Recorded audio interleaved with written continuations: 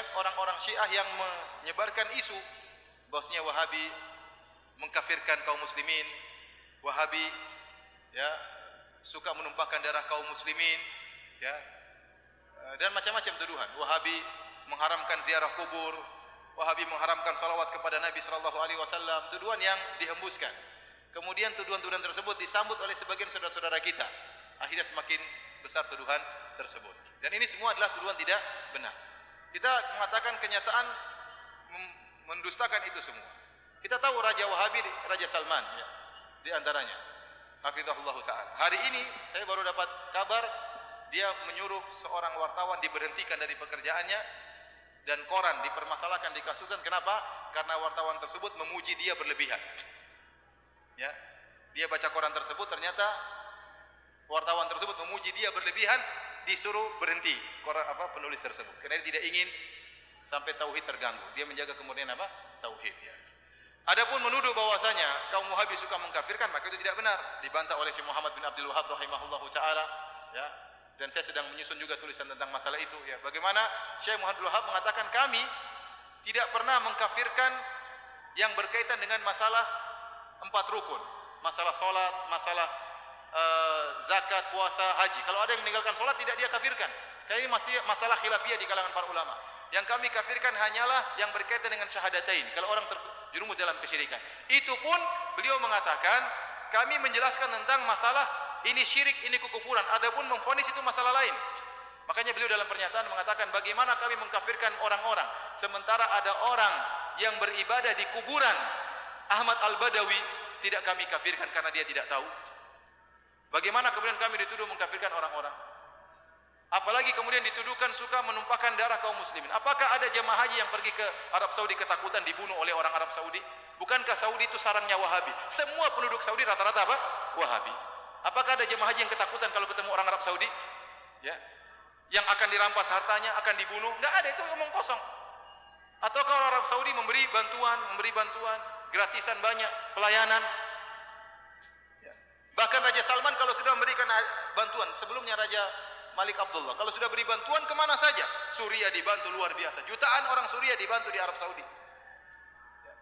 Kemudian bantuan terhadap Palestina, kumpulin duit langsung entah berapa triliun langsung dikirim ke Palestina. Bantuan yang ini jarang diekspos. Di tanah air kita juga banyak bantuan. Ya. Banyak masjid-masjid dibangun. Ya. Sering yang membangun masjid tidak tanya-tanya apakah masjidnya itu orangnya tahlilan atau tidak. Tidak ada pertanyaan. Pokoknya butuh masjid bangun. Betapa banyak orang bangun masjid. Tidak ditanya mauludan atau tahlilan, tidak, bangun masjid.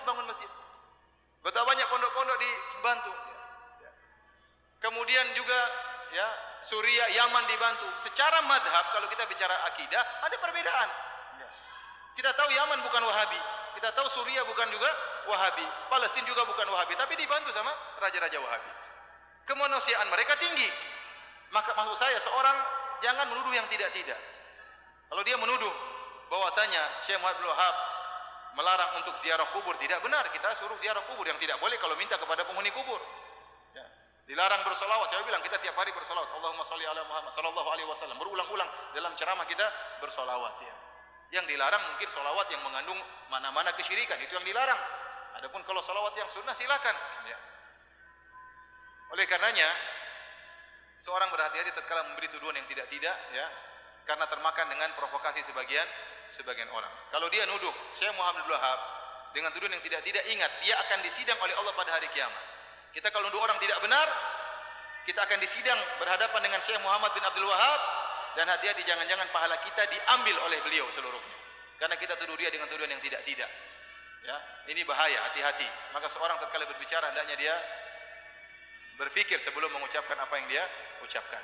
Dan saya katakan bahwasanya kita bersabar kalau dituduh yang tidak-tidak, yang penting kita menjalankan sunnah. Dan ingat, kita tidak ada yang mengkultuskan Syekh Muhammad bin Abdul Wahab.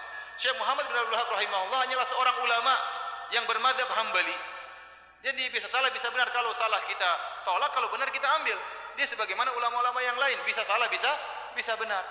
Makanya dalam kajian-kajian kita juga hampir tidak pernah kita bilang berkata Wahabi, berkata Muhammad bin Wahab, tidak pernah. Saya yang sampaikan dari apa saya ucapkan, perkataan Syekh Muhammad bin Wahab tidak ada saya ucapkan, tidak ada saya nukilkan.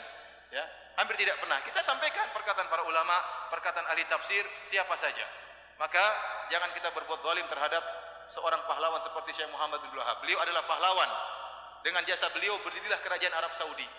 Dengan jasa beliau berdirilah kerajaan Arab Saudi. Yang sekarang kita bisa merasakan kenikmatan adanya kerajaan Arab Saudi. Ya. Adanya ketentraman, adanya keamanan, adanya ibadah yang tentram di sana. Bagaimana bantuan kerajaan Arab Saudi kepada negara-negara Islam, itu salah satu jasanya Syekh Muhammad bin Abdul Wahab rahimahullahu taala. Jadi saya sering sampaikan, Syekh Muhammad bin Abdul Wahab itu di Saudi seperti tuanku Imam Bonjol di tanah air kita, seperti Pangeran Diponegoro di tanah air kita. Maka mereka cinta kepada pahlawan mereka, wajar. Kalau mereka cinta, mereka pelajari buku-bukunya, tapi mereka tidak fanatik. Kalau salah dibilang salah. Wallahu a'lam bishawab.